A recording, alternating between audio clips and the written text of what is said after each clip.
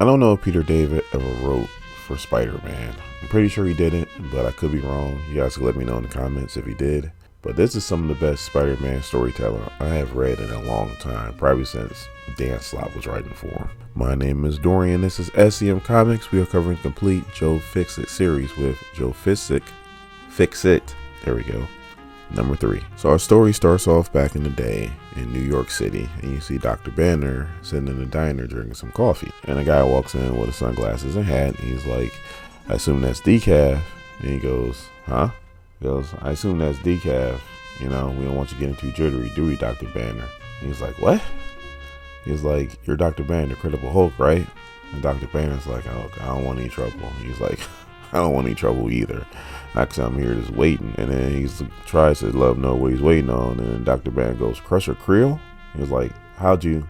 Oh. And then Absorbing Man just walks into the diner and he goes, Molly, coffee. I got a busy morning plan. Now, I know supervillains are people too. It just trips me out how he can just walk into a diner. He knows the waitress by her first name and everything's fine. She's not even trying to call the police. So Crusher sits down in between the two guys. By now, you should know that the guy with the glasses is Spider-Man. And he goes, Crusher Krill, Zorro-Man, I presume? And Zorro-Man's like, who wants to know? And he takes off his sunglasses, rolls down his mask, and he's like, I'm Spider-Man. We met a few times. And Crusher's like, what are you doing here? And he's like, you were bragging in the bar how you was going to rob the bank across the street. Got eyes and ears everywhere. And he's like, so what you going to do? You going to stop me?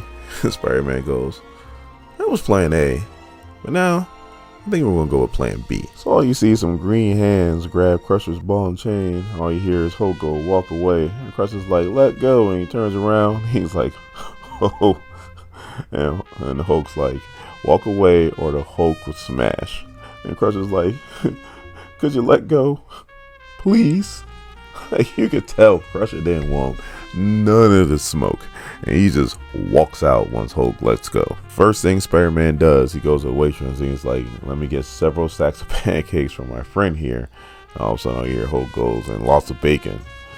And Spider-Man's like, in like 5 sides of bacon, please. And she's like, got it. So I love this conversation between the two. So Spider-Man goes, you can talk, you can have conversations.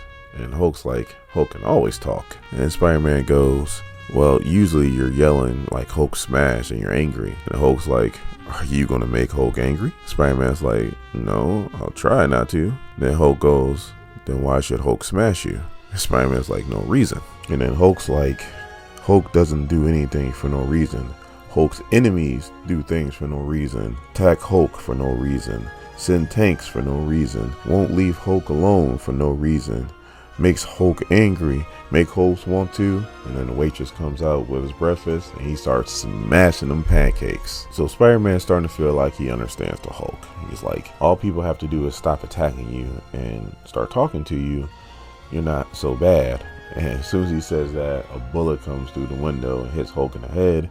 And all of a sudden, all these bullets come raining into the diner. Now, Hulk's bulletproof. Spider-Man's not. Spider-Man has to get out the way. Cops are like, come out, Hulk, with your hands up. And Spider-Man's like, he's just sitting down eating his breakfast. But they didn't started it. Hulk smashes through the windows and goes, Hulk, smash. And then Spider-Man's like, what the hell? And then a car comes right through the window. And Spider-Man's laying on the ground like, why? And then we cut to Vegas where he's still saying why as Joe Fixit is about to stomp right on him. So the Hulk yells, stay still.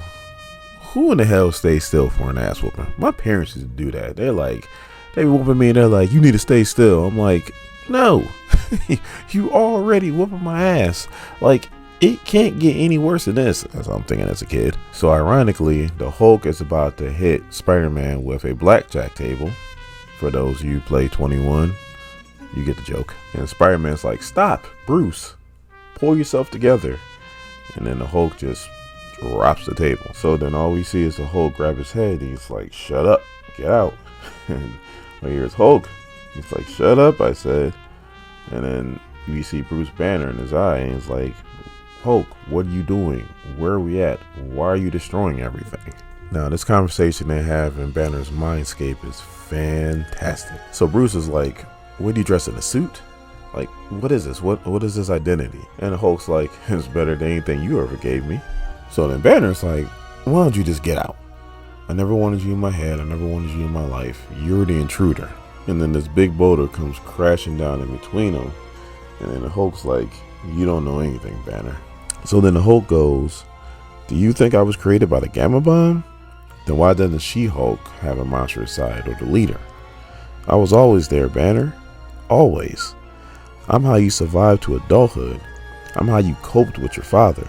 Your personality splintered decades before I showed up. So how about you say thank you? And then he spits in the Hulk's face. Bust his head to the white meat. I slept all over. Y'all gonna read about it. Whenever I see this, it's gonna be a misunderstanding. So then Banner starts screaming at him like, kill me. Come on. You know you always wanted to do it. In this miserable life of mine. And then all you hear is a crack. And then Bruce Banner can now see his butt cheeks. Now, I grew up in the 80s. So there was at least one neck snap per action movie. At least. But this is something that normally DC is known for. Case in point.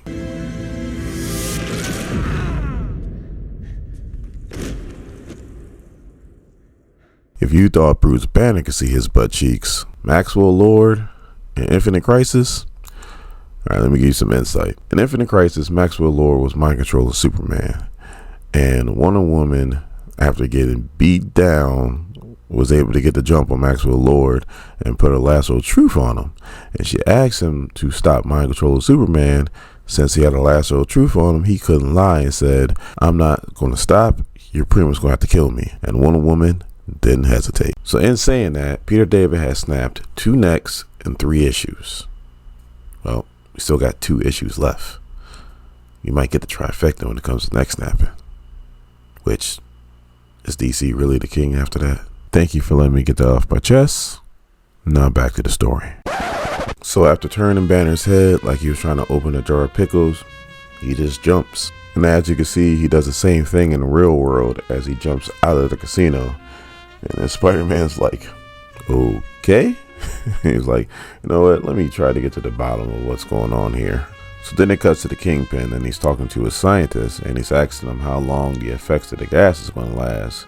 And the scientist is like, it really depends on the person. It could last a few hours. It could even last a whole day. Or if he's strong enough, he can shut out the influence within 20 minutes. And the Kingpin is like, that's unacceptable. I need you to figure out a way to make this long term. So the Kingpin leaves and then Spider-Man shows up and surprises the scientist by shining his Spidey light.